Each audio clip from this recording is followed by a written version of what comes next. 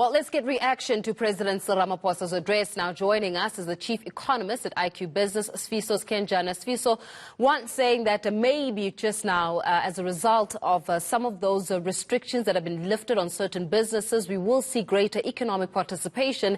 This coupled with the interest rates decreasing by a further 50 basis points, I think earlier this week. Could it be salvageable at this stage? We're talking here about the economy, of course.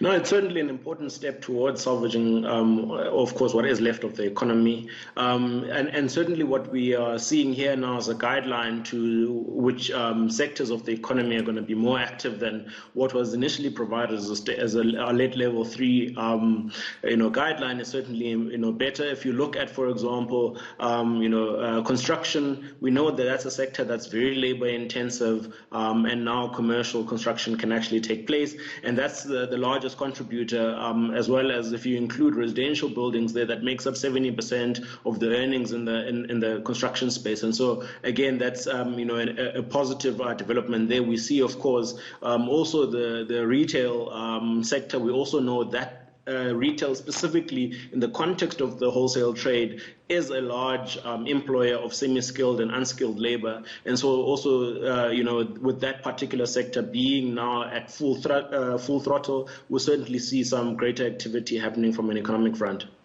But what about issues of confidence, Sifiso? Much of what has happened could not have been predicted, say maybe 4 months ago, and we already had a situation where there were questions about business and investor confidence.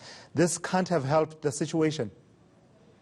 No, certainly not. And I think a lot of businesses even now will still be very trepidatious in terms of the choices they make, in terms of, do you buy a new plant? Do you invest in certain portions of whatever, business operation you would have otherwise have invested? And so I think a lot of businesses are still going to take a watch and see approach. And that has a particular implications on things like, for example, building plans, investment plans, and that particularly then I think will also dampen, I think, the effect that we can see from these sectors being be particularly open. Also, of course, on the back of the fact that ports are still broadly closed, with the exception of things like agriculture and certain manufacturing exports as well. And so I think, given what's happening in a global context, we saw in the US unemployment numbers hitting, staggering levels. It's gone 3 times up during the course of the lockdown to now 38.6 million, I think, jobless claims. And, we saw again, even in the UK, where now they're selling government bonds at negative yields. And that just means that, from a global point of view, we're certainly seeing that the sentiment is not looking so great. And that will certainly translate into also what we see in a local context. An economist would say that we actually need more rigorous economic stimulus. At this point, is it even feasible? Well, it certainly is feasible, and I think the question we've been asking is around what does it mean to build capacity in a COVID-impacted economy. We already saw that there are sectors that can operate within the guidelines of social distancing and remote working, etc. And so what does it mean to accelerate the investment in the capacity? I'll make an example. We already saw, for example, how we've insourced the manufacturing of medical goods into the economy. We are seeing a declining manufacturing sector over the last 20 years, and now we're starting to see opportunities to bolster that sector. We saw a growth in the e-commerce space.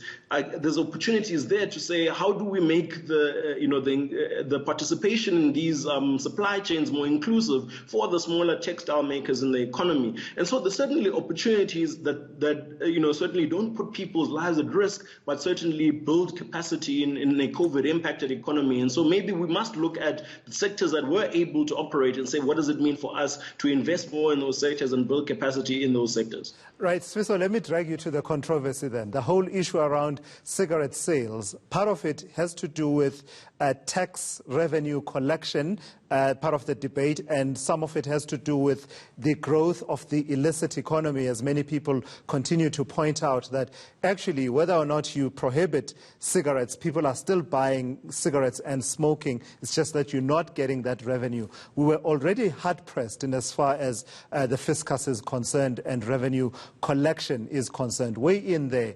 How critical is that particular discussion around the contribution of this one particular sector to our revenues?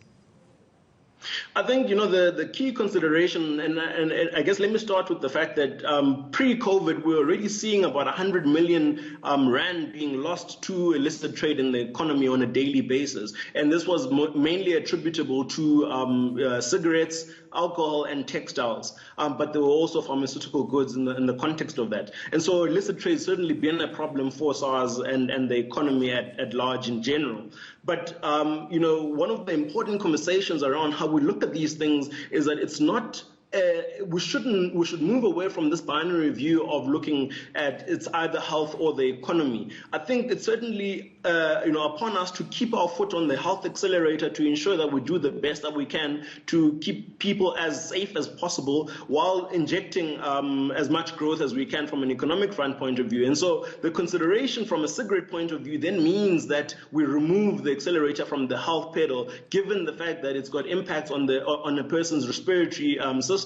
And so I think how we think about the economic participation should certainly be contextualized by not removing the foot of the health pedal, but accelerating on the economic front and making sure that we're able to run those processes in parallel.